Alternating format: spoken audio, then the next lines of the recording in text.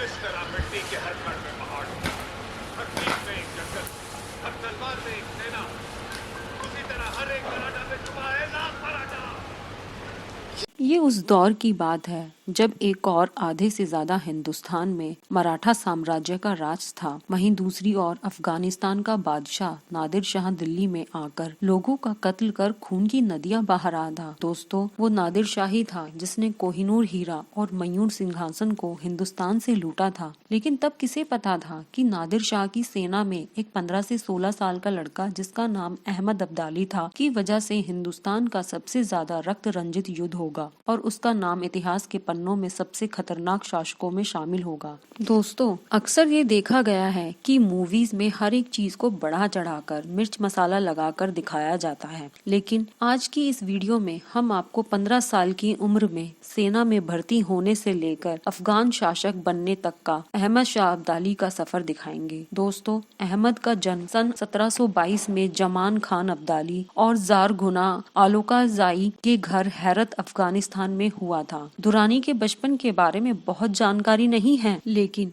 ऐसा कहा जाता है कि अपने पिता के मृत्यु के बाद उनकी मां और उनके भाइयों ने उनका पालन पोषण किया। 1732 में कंधार से शासक मीर हुसैन ने अहमद और उनके बड़े भाई को गिरफ्तार कर लिया क्योंकि वो अफगान के अब्दाली कबीले से ताल्लुक रखते थे, जिसके प्रति मीर हुसैन को घृणा थी। सन 1738 में नादिर शाह ने कंधार पे जीत हासिल की और दोनों को जेल से रिहा कर दिया। जब नादिर शाह अहमद शाह से मिला तो वो उसको पसंद आया। इसके बाद नादिर शाह ने दुरानी और उनके भाई जुल्फिकार खान को अपनी सेना में शामिल कर लिया। नादिर शाह की सेना में अहमद शाह अब्दाली कई पदों पर रहे और जल्द ही वो सबसे पसंदीदा सरदारों में से एक बन गए। जब नादिर शाह भारत पर आक्रमण करने आए तब अहमद शाह अब्दाली ने पहली बार देखा कि भारत में ईरान और अफगानिस्तान से कहीं ज्यादा शान शौकत है। ऐसा भी माना जाता है कि निजामुल मुल्क जिन कॉलेज खान अफजल शाह, जो एक पूर्व प्रधानमंत्री और शरीर विज्ञान के मशहूर विशेषज्ञ थे, उन्होंने अहमद को देखते ही कहा था कि इसके चेहरे पर तेज है और ये जरूर एक न एक दिन बादशाह बनेगा। जब नादिर शाह तक ये बात पहुंची तो उन्होंने अहमद शाह को बुलाया और अपने तलवार से उनके कान पर एक जख्म बनवाया। जब अहमद शाह अब्दाली ने इसकी वजह जाननी चाहिए तो बादशाह ने कहा, जब तुम बादशाह बनोगे तब तुम्हें ये जख्म मेरी याद दिलाएगा। नादिर शाह ने अहमद शाह अब्दाली से ये वादा भी लिया कि अगर वो बादशाह बना तो नादिर शाह की औलादों से अच्छा व्यवहार करेगा और अहमद शाह ने इस वादे को हमेशा याद भी रखा और मुसीबत के समय में वो इस वादे पर खड़े रहे। सन 1747 में नादिर शाह का खून हो गया।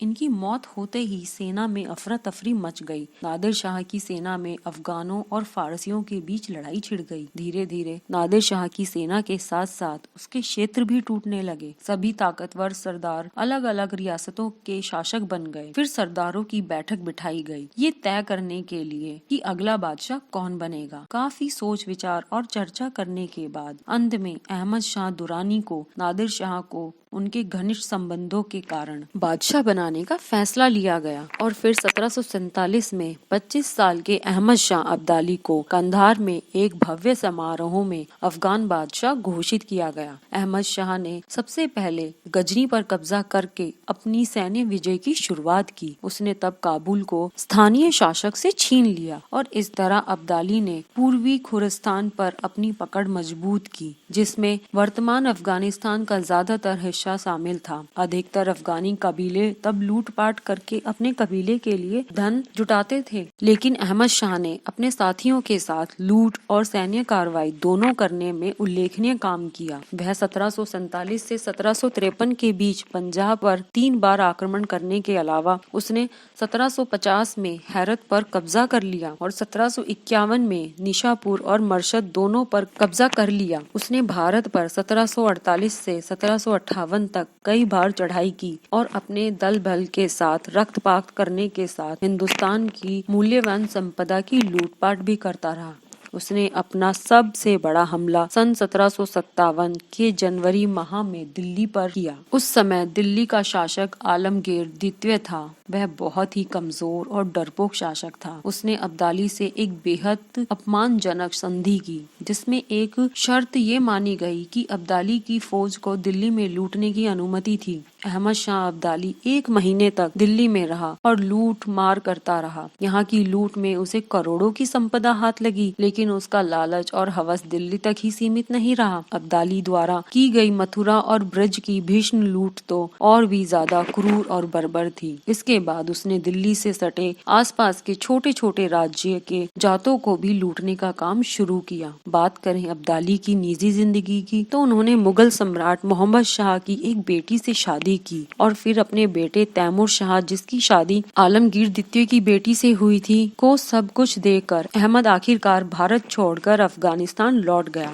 1707 में औरंगजेब के शासन काल के बाद से उत्तर भारत में मुगल सत्ता का पतन हो रहा था। हिंदू मराठा, जो पहले से ही पुणे में अपनी राजधानी से पश्चिमी और मध्य भारत के अधिकांश हिस्से को नियंत्रित करते थे, अपने नियंत्रण क्षेत्र का विस्तार करने का प्रयास कर रहे थे। 1758 में अहमद शाह ने कंधार लौटने के 1 साल के अंदर उन्होंने पंजाब पर कब्जा कर लिया और अब्दाली के बेटे तैमूर शाह और उसके दरबार को हटाने में सफल रहे। शाह वली उल्लाह सहित कई मुस्लिम नेताओं के दबाव में आकर अहमद शाह ने फिर एक बार भारत लौटने का फैसला किया और मराठाओं का सामना किया। उसने मराठाओं के खिलाफ जिहाद की हुंकार भरी। 1 साल के वक्त में अहमद शाह और उनकी सेना लाहौर पहुंच गई। वह मराठाओं का सामना करने के लिए तैयार थे। 1760 तक मराठा समूह भी एक महान सेना में तब्दील हो चुका था और फिर उत्तरी भारत के नियंत्रण के लिए 2 युद्धरत दावेदारों के बीच टकराव हुआ। पानीपत की तीसरी लड़ाई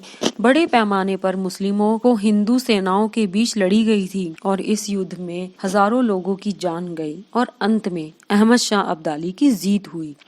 पानीपत की ये जीत अहमद और अफगान शक्ति की एक बहुत बड़ी जीत थी। उनका साम्राज्य दुनिया में सबसे बड़ा साम्राज्य था। उनके साम्राज्य में गिरावट तब हुई जब पंजाब में सिखों ने विरोध कर दिया। मराठाओं से युद्ध के समय सिखों को न्यूट्रल माना गया था। 1760 के शुरुआती वर्षों से ही सिखों और अफगानों का ये टकराव समय समय पर होता रहा। अंततः अब्दाली ने सिखों पर नियंत्रण खोने के साथ ही उत्तर भारत के बड़े हिस्से पर अपना नियंत्रण खो दिया। 1770 की शुरुआत में अहमद शाह दुरानी को कैंसर हो गया और उसने अपने जीवन के आखिरी 10 साल काबुल के बाहर ही बिताए। जून 1773 की शुरुआत में अफगानिस्तान के कंधार प्रांत में उनका निधन हो गया।